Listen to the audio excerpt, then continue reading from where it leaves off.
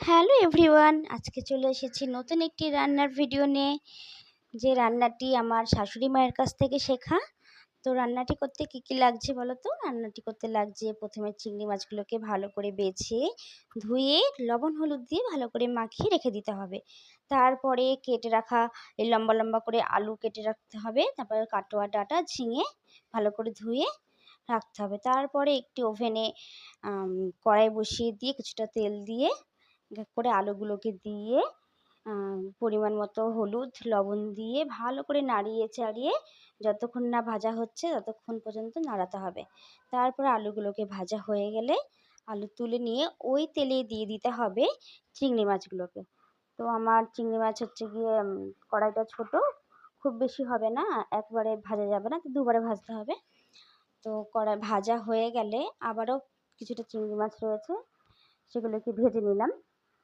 তো ভাজা হয়ে গেলে তুলে নিয়ে ওই তেলে দিয়ে দেবো জিরে ফোড়ন আর একটা শুকনো লঙ্কা। তারপরে দেবো টমেটো, কাঁচা লঙ্কা বাটা, জিরের গুঁড়ো, ধনের গুঁড়ো, হলুদ, লবণ দিয়ে ভালো করে কষিয়ে যতক্ষণ না তেলটা না ছাড়ছে ততক্ষণ পর্যন্ত কষাতে হবে। তারপর এক এক করে ঝিঙে আর ডাঁটাটাকে দিয়ে ভালো করে নাড়াতে হবে।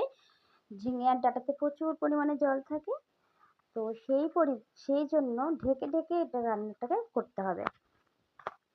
তো ভালো করে নাড়িয়ে চাড়িয়ে যতক্ষণ না হচ্ছে গিয়ে নরম হচ্ছে ততক্ষণ নাড়াতে হবে। তারপরেই আলু আর চিংড়ি মাছটাকে দিয়ে আবার কিছুক্ষণ সময় নাড়াতে হবে।